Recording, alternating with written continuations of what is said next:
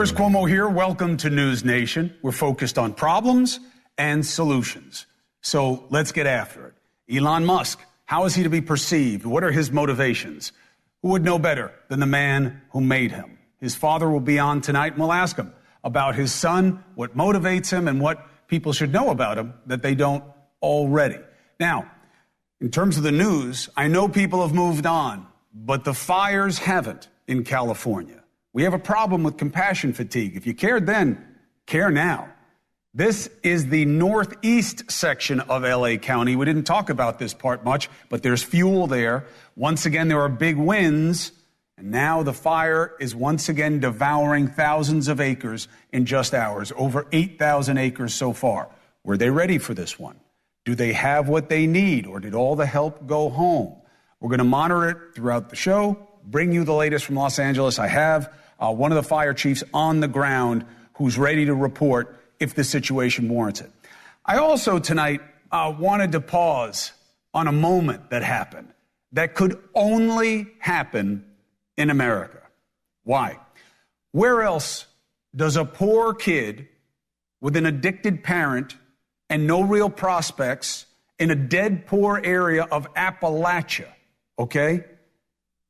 become the vice president of the United States of America, the leader, second in command of the greatest country in the world?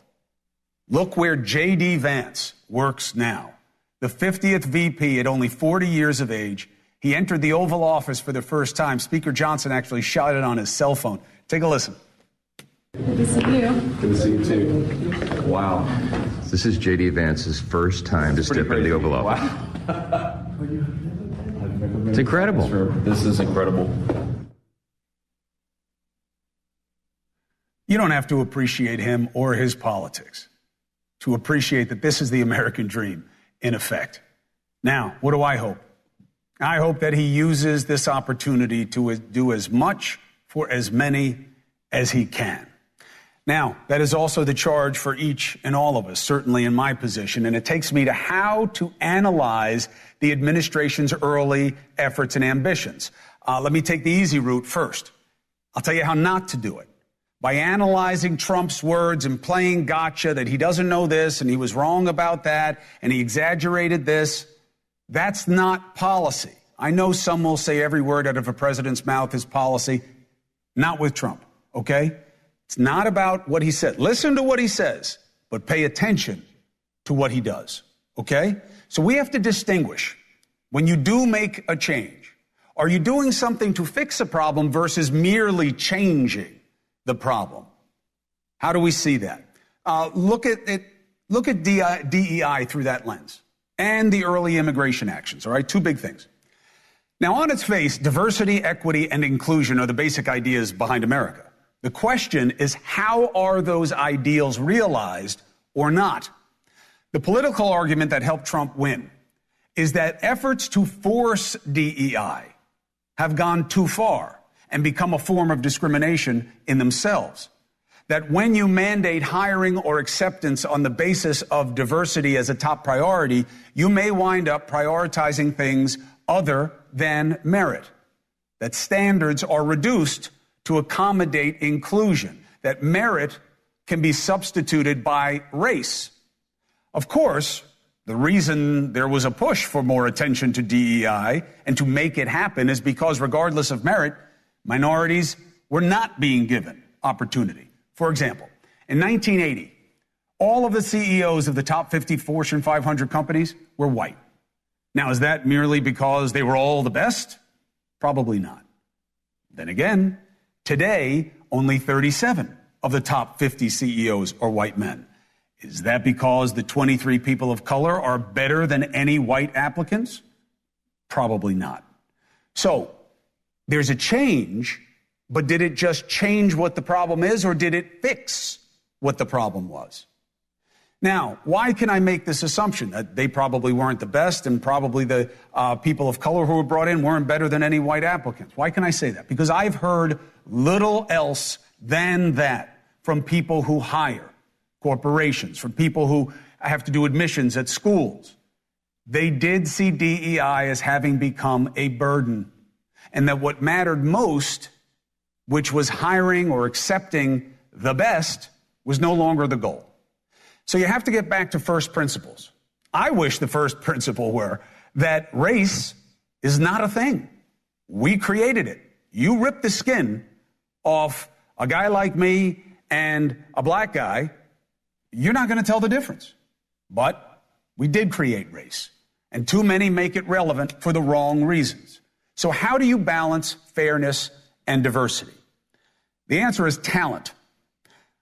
By not excluding because of race, nor making race the leading value either. Now, this isn't a political argument, it's a legal one. That is what the Supreme Court decided in 2023 in ending affirmative action. That you cannot use race as the basis for admission, that is offensive to the prospect of equal protection under the 14th Amendment. So the question is, how do you achieve the balance? Trump says, by getting rid of any program or personnel that focuses on DEI in the federal government. Is that legal? Yes. Is it okay? Depends on the hiring practices of the U.S. government. Otherwise, getting rid of DEI just changes the problem, right? Of having a workforce, a government, a society that doesn't judge race as a basis of value, positive or negative. Now, the problem with Trump doing this is his own administration is a reflection of what happens when somebody isn't focused on diversity. For all the talk about reaching out, there are only 4 non-white members of his cabinet. You compare that to every president since Clinton, and he has the lowest number of non-white cabinet members. Clinton's cabinet was 29 non-white, Bush's was 27, Obama was 45, Trump's was 18, Biden's was 55, and if everyone's confirmed, Trump's would be 18% non-white. Now, look, Trump is also a question mark when it comes to diversity, right? Because of his father and his alleged rental practices, and some not alleged, shown in the 70s when he was sued by the DOJ for discriminating against black renters. And someone who worked very close with him in Atlantic City, the chief operating officer of Trump Plaza, John O'Donnell, said he did make racist remarks when discussing his hiring decisions. Now, look, I'm not litigating his character. I'm articulating the concern about getting rid of DEI and how will the hiring practices regard ideals that he says he cares about. Okay? Now, that is the lens to look through it. Getting rid of DEI, well, but what do you do in terms of hiring? Because does anybody really want people who aren't white to be discriminated against? No. Do you want white people to be discriminated against? No. You want a balance. And you shouldn't have to be forced to do it. But we'll now see if you're not forced, do you do it? We'll see. But just getting rid of DEI could just change the problem, not fix it. You see what I'm saying? I look through that same lens at the immigration reforms. Now look, this is low fruit for Trump because Biden did so much bad shazam for the last 4 years. The Laken Riley bill, okay? If it were simply about fast-tracking the removal of someone who is here illegally and then commits a serious felony, it's an easy sell. But there is more than that in that bill. And I know you're not hearing that, especially on righty propaganda TV and podcast outlets. But there are provisions in there that provide a really low bar for accusations of minor crime being enough to trigger a detention. However, the Democrats pushing back on the bill because it's going to be expensive and you don't have places to hold people, that's penny ante, okay? First principles. None of these people are supposed to be here anyway if they entered illegally. So if they commit any crime, it could be seen as automatically disqualifying. The problem isn't where you're going to put them. That's not the problem, because we wouldn't even have that problem if the Biden administration and Democrats hadn't been so completely clueless to the problem of letting everybody in. So the Democrat pushback argument about how this is going to cost and that's about not wanting to fix a problem. It's just about wanting to change how you see the problem. Okay? And theirs is a less powerful argument because it's playing to the logistics more than the basic logic. The Democrats took a beating on immigration because if you are here illegally, the idea that you don't have to be removed, the deal of catch and release, is offensive to reason, to law, and to order. The reason they allow people to stay in the country, even if they're illegal, after they commit a crime, is not because it's too difficult and expensive to catch and hold them and remove them. It was ideological. And it gave a benefit to a population that, yes, commits crime at a lower percentage than the rest of us. That's true. But it is also true that if the system worked the right way, there would be 0% crime from people who entered illegally because they would not be entering illegally. And when you argue that you can open yourself up to a counter argument that if we spend a hell of a lot of money on things that matter a hell of a lot less than grabbing bad people who are doing harm to Americans. And I'm not saying to sweep up grandmas and grandpas and kids and people who cross traffic the wrong way and dreamers who got a DUI. I'm not saying that that's what you should do. Those are not the people that the administration has been talking about. That's not who Tom Homan was talking about. And we have to police that. They have to do what they said they would do. So that is the lens. Okay? Are you doing something to fix or just to change? Is it enough? Is it too much? Will it work? That kind of cold pragmatism. And through that lens, let's examine what's happening around the country right now when it comes to immigration. Okay? They say don't call them roundups. I don't like the optics game, personally. Okay? This is like when they called it a raid at Mar-a-Lago, when they went in there, even though they didn't use their weapons and they didn't even have their blazers on, they didn't break in anywhere.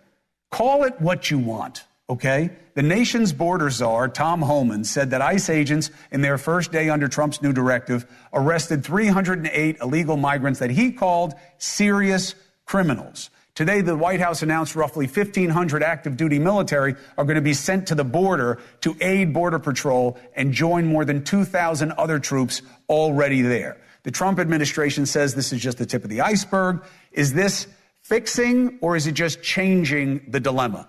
Victor Avila, you met him, retired supervisory special agent. Excellent at articulating the problem and what will work. Victor, I told you I was going to have you back on. Great to be back with you. And I like the term that you said, because I think it's both of change and fixing. We definitely need to do a lot of fixing, but while you're doing that fixing, you're changing this process that, believe it or not, was normalized in the last administration for 4 years. Even everyone's confused. The illegal is confused. Even law enforcement is confused because of the different policies of what they could and could not do. And all of a sudden you have this normalization, and all of a sudden, it's not going to be like that anymore. It's not as of 2 days ago. And so now you have to even kind of remind Border Patrol and other agencies, hey, wait a minute, that wasn't normal. That wasn't what we're supposed to be doing. This is how we're actually be enforcing the law from now on. So you have to kind of remission them, if you will, of what the scope of their duties are. And that's the change. And in the meantime, we focus a lot on illegal immigration. But I believe we also need to fix the legal immigration, because sometimes the reason why a lot of people come here illegally, because they say, well, I'm not going to go through the whole legal process because it takes me 12 to 14 years to get my permit or to my legal status to be in the United States. I've known personal people that have done it the right way and waited that long. So that needs fixing. There's other agencies, USCIS and others, that need to be looked at. I know we concentrate a lot on Border Patrol and ICE, but there's other agencies out there that need an overhaul to streamline and focus on the people that have been vetted, that did the health screening, that did the criminal background, that did everything that the federal government asked them to do. Let's go. Let's let them in and let them contribute to the community that we want here. Yeah, this is promises made, promises kept. This is what Trump can do. What you're articulating needs congressional action. Whether it's you or the men and women I've met over 20 years going to the border and covering this problem, which has always been the same. They say the same thing all the time. We discussed this the other night. Change the rules. What is asylum? Don't let it be economic asylum. Why can't they do it in home country? Why don't we set up their infrastructure? Why don't we do that and control the flow? Give us the resources we need on the border. Congress has to do that. Will they? We'll see. But Victor, I'm going to need your analysis all along the way about what's being done and whether it's fixing or just making it a different problem than one we had before. So thank you for joining me. Let's keep the conversation going as we learn more. Thank you. All right, brother, be well. Best to your wife. Now, for the Democratic perspective on this, Congressman Amy Bera, I want to bring her in now. Representative, thank you very much. Thank you very much for joining me, pal. It's good to have you back on the show. This is what Trump campaigned on. There are people in the country who aren't supposed to be here, and they are doing violent things, and the Democrats have not made their collection and removal a priority. He said he would, and now he's doing it. Do you agree? Yeah, he won the election. If we focus on folks with convictions, folks with deportation orders, I don't think you're going to see us fight him on that. Again, that's what the public wants to see. So go ahead and focus there. On the other hand, if it's dreamers, if we see folks that have been here for decades, they're responsible citizens, members of our community that are getting rounded up, that might be different. So again, focus on the criminals, focus on, folks that already have deportation orders. And again, I think you'll see Democrats maybe not leaning into it, but we won't fight them on it. Well, then why didn't you do it? There's already a lot of folks that have deportation orders. So I think those are folks that they'll go after. I think where folks are criminals or have a criminal conviction or commit a crime and are guilty of that crime, then go ahead and do it. The Lake and Riley Act, I think a lot of us agree with 90% of that act. We just, again, the presumption of innocence until proven guilty. So just an accusation to go into detention is a little bit worrisome, especially for folks like the DACA kids, the Dreamers, others that are here with some legal protections. That's why I think you saw some Democrats vote against it. But again, the basic premise of if you're a criminal, if you're here illegally, if you have deportation orders, okay, that's what the public voted for. We should support that. But Representative, you know that if you're in the country illegally and not a citizen, you have the availment of due process, but not the same way you or I do. And it's not that the law's provisions were being challenged legally. They were being challenged politically at this point. And my question to you was, if this is so obvious that Democrats won't push back on it, why didn't they do it during the Biden administration instead of promoting catch and release and sanctuary cities that are really anathema, the opposite of what's being done? Well, we lost the election. So, again, I think Trump tapped into something that the public wants to see. So I think we should learn from that. I think we should think, clearly the public talked about border security. I've been down to the border multiple times. You talk to the Border Patrol a decade, 2 decades ago, it was folks coming up from Mexico, going back and forth, largely working. They'd see the same folks.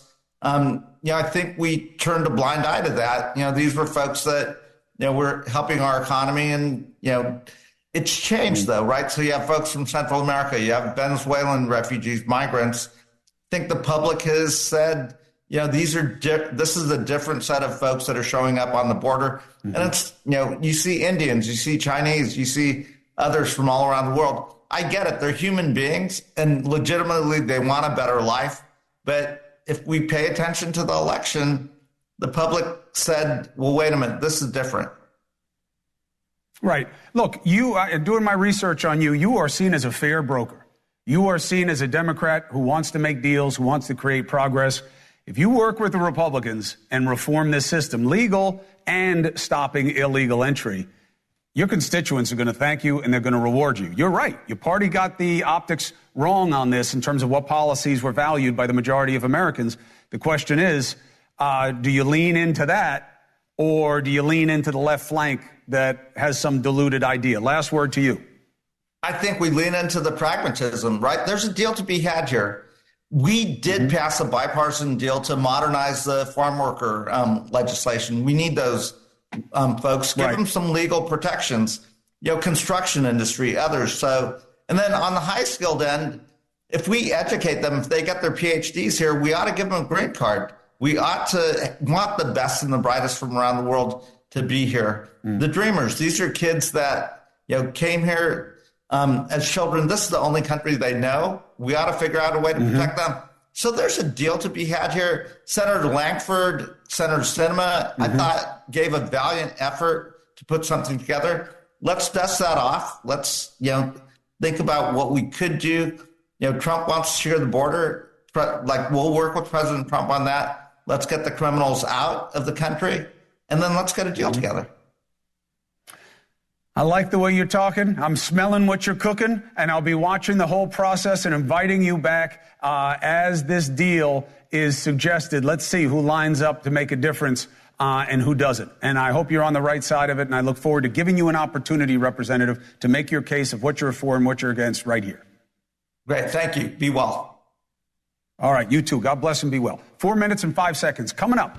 Now, Trump made his first moves, right? Shut down DEI. He put federal DEI employees on indefinite paid leave. He shut down the websites, and he promised to go after private DEI programs, too. That's going to be a little bit trickier. But he says this will help hardworking Americans. How? And more importantly, which ones? Republican member of Congress Byron Donalds wants to argue the case that this is the right move to encourage the best in America. And then remember, Elon Musk's father is coming up.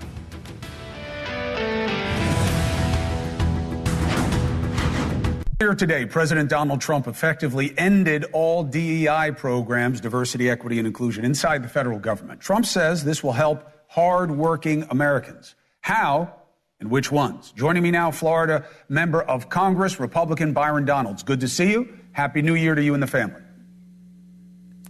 Good to be with you, man. Happy New Year. So, Byron, the main concern is if DEI isn't forced as a focus, you will not have representation and inclusion of minorities, regardless of foundation of merit. And that's why it needs to be a point of emphasis. What is your response to that argument, and how do you assure that everybody gets a fair chance? Well, first of all, let me just say that DEI, and the construct of DEI, hasn't even been around long enough to even make that kind of a claim. We've had diversity of viewpoints, diversity ideas, not just in the federal government, but in the private sector for decades. The equity piece that was really introduced during the Biden-Harris administration at the federal level is the one that has a cause of concern because it ignores merit, it ignores skill sets, it ignores the ability to actually do the job and puts your demographic criteria at the front of the line before your actual qualifications. Look, I think at the end of the day, everybody wants to make sure that people who are getting jobs are qualified to do them. That is most important. But you can't put just diversity for diversity's sake ahead of qualifications. It's not 1972. It's 2025. We're in a different phase in the United States of America. And so I would argue that, yes, meritocracy does matter, whether you're black, white, Hispanic, Asian, whatever the case might be. You have to have the skill set. You have to have the merit in order to acquire these jobs. Your diversity or your intersectionality cannot be the driving force because that does discriminate against other people who might be more qualified for that job. And what about people of color who are qualified but don't get the opportunities that people who are in the majority get because of the inclination of employers and legacy and other acceptance mechanisms? Well, let's just dissect that for a second. There's always going to be a legacy bias because the truth of the matter is that people who have legacy or have different connections, they're going to provide those connections to their children. That's just a fact of life. That's not a white thing. That's a parent thing. Every parent does that regardless of their skin color. You could look in the NBA right now where you have a lot of prospects moving up who are now the children of former NBA players. Why is that? Because their parents, their fathers actually went through the NBA process, whether they were superstars like LeBron James or not superstars, but they were able to use their connections to help their children achieve a better path forward in professional sports. That happens in every industry in our country. So put legacy aside. The key piece is if you have the talent and the ability to actually walk in the door and earn a position, yes, you sometimes have to work your way up from the bottom. I started my career in 2003 out of college. Black kid in Southwest Florida, had no connections. I started at the bottom. I worked my way up. This is how it is supposed to work. But if you just supercharge somebody past the initial starting blocks, do they have the requisite skill to get there? And do they have the requisite experience to stay there? That's where some of the DEI stuff that has come out. And again, this is very recent. Like I said, diversity has been a staple of corporate America for decades. That's something that's been there. But the equity component, trying to move somebody ahead of the line simply because of their intersectionality, actually does not work. It is discriminatory. And if you don't believe me, ask Harvard how that's worked out, where they were sued in federal court for using an equity lens and ignoring the merit that was achieved by Asian American students. Yeah. Representative Donalds, I know the case well. I cited it in the introduction. I appreciate you articulating the position of the administration. It's good to see you. We'll talk again soon. Thank you. All right. Let's flip the script and bring in former Ohio State Senator Nina Turner. Nina, you know these arguments. You also know the reality. Happy New Year to you, my friend. I haven't seen you since. What is your concern when Donald Trump wipes the slate clean of any focus on DEI? Oh, can you turn Nina on? Sorry about that. My concern is that this president doesn't have a clue about the madness that he is about to create. And even the congressman, I mean, the fact that he's going to use a basketball analogy, how many black folks get a chance to make it to the NBA to be able to give so-called legacy to their sons? Black people as a group still have the lowest level of wealth of any other group in the United States of America. That's not by accident, Chris. That is on purpose. That comes from another type of legacy, a legacy of enslavement, a legacy of Jim Crow, a legacy of redlining, a legacy of a country that is predisposed to think that if you are black, somehow you are less than. That has to be corrected in an affirmative way, in the way that it was crafted policy-wise to hold black folks back. Let's look at the Homestead Act of 1862 by way of example. So white folks could get about heads of households, 160 acres of land, not just citizens or intended citizens, Chris. That was not black folks. That wasn't Native American folks. Was that merit? That was not merit. So there is a historic fix that must happen. And affirmative action, that's been the action throughout the history of this country, and it's been for wealthy white men. I didn't see folks jumping up and down about that. So to correct a wrong, that is really what should be cemented here, particularly for those who are descendants of enslaved people. So how do you do it and embrace the Supreme Court standard of not allowing race to be an isolated and measured value in making a determination about somebody? Well, the Supreme Court was wrong.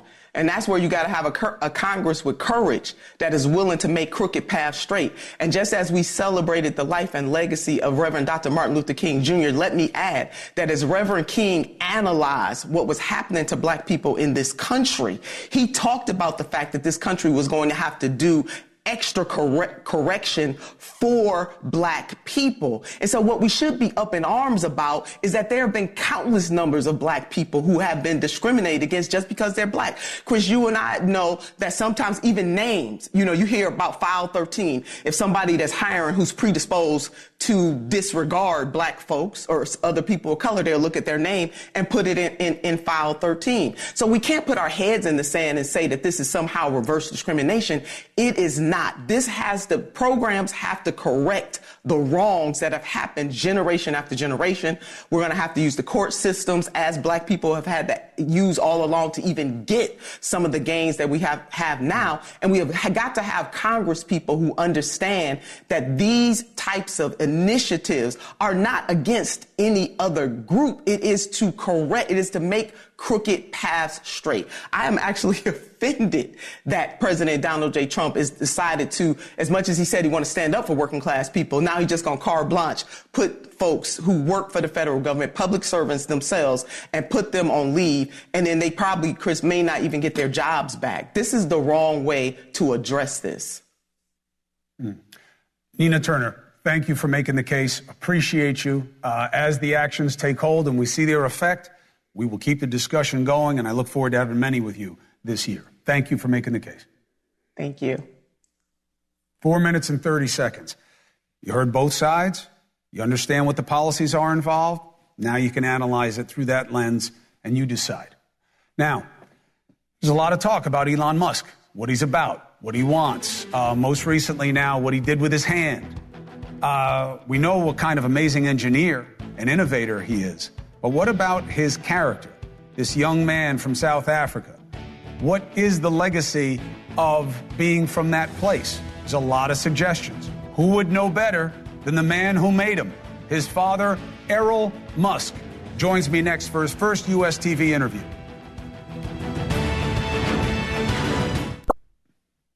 You never know with these mega billionaires and how they measure their money and what's private and what's public, but Elon Musk is believed to be perhaps the world's richest man. His net worth now is estimated at above $400 billion.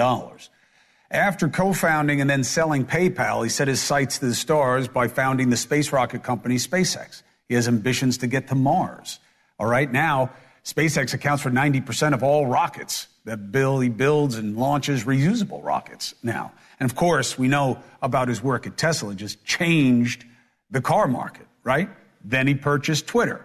Then he teamed up with Trump and Republicans and to help them win the 2024 election. And he absolutely had a big impact. OK, so now he's a big player and he is also a constant hub of controversy. But what criticism is actually deserved? Now, most recently, you know what's being said about him, that he made a gesture when he was up on stage that people are saying was a Nazi salute. Now, I didn't see it that way because he explained it as I send my heart out to you. That has not been satisfying to people who want to believe something else. Who would know the answer? I get criticized that I don't know what's in his head and his heart. Okay, I bet his father does, the man who made him. Errol Musk joins us now. Errol, thank you for taking the opportunity. No, it's a pleasure. And I know it's in the very early morning for you in South Africa, so thank you. Thank you for making the accommodation. What do you make, sir, of the suggestion that your son was making a Nazi salute up on stage? It's absolute nonsense. Absolute rubbish. Rubbish. It's a universal salute, or as he said, throwing his heart out, I suppose. Yes, no, it's a universal thing for thousands of years. So that's rubbish. That's rubbish. What do you want to explain to people about how your son thinks in terms of helping them understand how to judge a behavior like that? Well, what behavior? The behavior was fine. I can't see anything wrong with that behavior. I've seen since then a number of photographs of Obama and OAC, AOC, and so on using the same gesture. Nobody's worried about it when they make that sort of gesture. In fact, quite differently, in fact. So, again, it's just rubbish. I don't think it's a talking point. It's nonsense. It's just utter nonsense. Good. Then let's move on. Yeah. I saw you talking about the maternal side of the family and concerns that you had and affiliations that they had. What do you want people to know? But specifically, do you ascribe any of the lineage on the maternal side to your son, that he's like his maternal grandfather? No. Or anybody on that side of the family? No, not at all. The maternal grandfather passed away when Elon was 1 year old. So that's crazy. The other thing is that, my sons grew up with me, and I was twice a candidate for parliament in South Africa for the party that wanted to abolish apartheid. So rather focus on their father, who they grew up with and spent their life with, not with their mother. They grew up with me after we were divorced, and with me, they helped me in elections, as helpers for a party that was opposed to apartheid. And I was a candidate for that, for which I was spat on, screamed on, threatened with death, and so forth, So Elon saw all that too. I saw an interview with him where he showed a dog tag, and he said, this was given to me by some of the parents of the hostages stolen from Israel that are still in Gaza, and I said I'd wear it until they're all home. To me, that was the end of the discussion about whether or not he had any anti-Semitic sympathies. He's wearing a dog tag to commemorate the hostages. Did you know that? No, I didn't know that. But, my own mother's grandfather was Jewish. So from our point of view, we're sort of a little bit connected to the Jewish community. And we view the Jewish people as very capable people, And that's just nonsense. It's just nonsense. I mean, he's doing the nice thing there. I think there's two sides to the story in Israel. I mean, the Palestinians or the Arab Palestinians need their case to be looked at as well. So it's not just about supporting the one side or the other, Absolutely. There are no winners in the situation right now, to be sure. Speaking of winners, how does it affect you as a father to see the image that I have up on the screen right now of your son standing behind the presidential seal of the United States and having been so of fundamental importance to now President Trump and the campaign, and arguably the most powerful private citizen in America? Well, yes, it's very, very good. I mean, it's not new for us, in my country, in my way. I mean, I was similar in a way as a young boy. And, I was heavily into everything at an early stage, much like him, of course, at a much smaller stage. But it's part of the lives that we as a family have experienced. All my children have done well in their fields. Elon has, to a certain extent, broken the mold. But we're not sort of, sitting back. We would like to see more. Why not? I mean, we're very happy with him, very, very happy. And, of course, he's new to politics. It was only about 4 years ago that he was a flaming Democrat, and quite opposed to Donald Trump, in fact. It took Biden and his gang to teach Elon a lesson and make him see the other side of the story, So let's tell us about that a little bit, because people don't know this, that family's complicated. You had periods of estrangement with your son, but you're saying that politics was part of it and that Trump was part of it. Yes, there's a party held for me when I was 70 here in Cape Town, and Elon brought about 50 people from America in private jets. They held this big party for me, and at the end of the party, John Favreau, one of the actors, there are a lot of actors and so on in this thing, said to me, "We believe you." This was in 2016.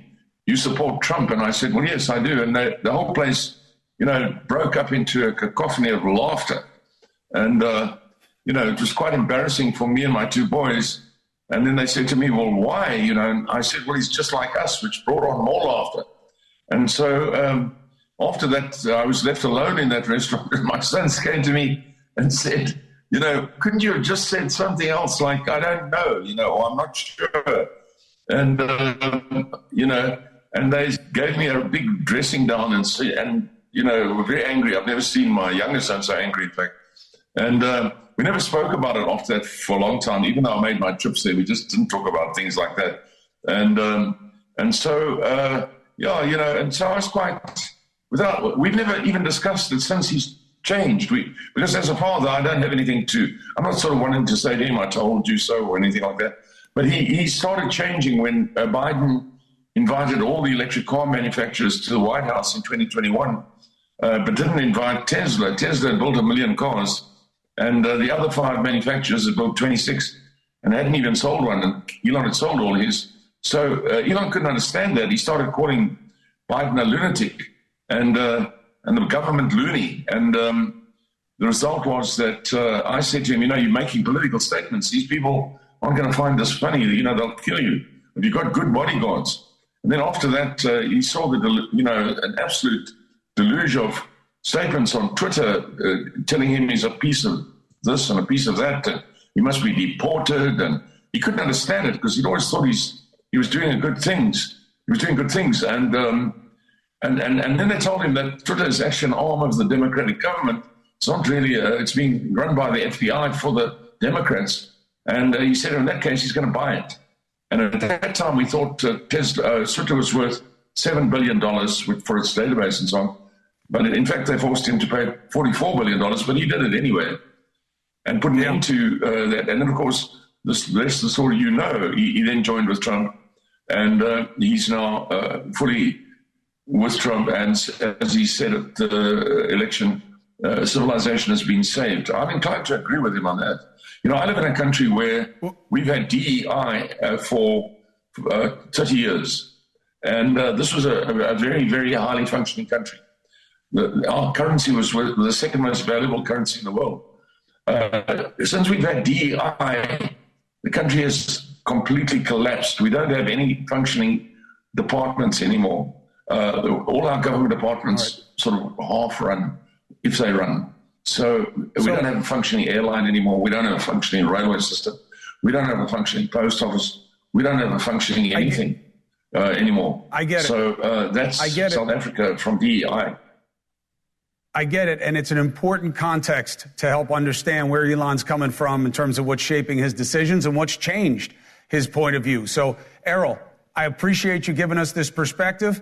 When we see what he does next with Doge or whatever it is, and if we're scratching our heads about why, I'm coming right back to you so you can help me understand where your son's coming from. Thank you very much for doing it. Can I just say something? Yes. Can I say something? I love your show. What a great show. Thank you. Wow. Thank you, Errol. I appreciate it. Much better than CNN. You'll be back. Much better than CNN. All right. I heard you. Have a good night, Errol. Thank you very much. Okay. Say hello to your son. Take care. We'll be right back. Look, I get why a lot of people want to demonize Elon Musk, but you can't frame him for something that's just not in his character or his person. That's why I wanted his father on tonight, to clarify that and put out one fire, but also to focus on another, all right? Jesse Weber is going to be picking up our coverage. 9,500 acres, 0% containment in California. The problem is not over. NewsNation is on it right now.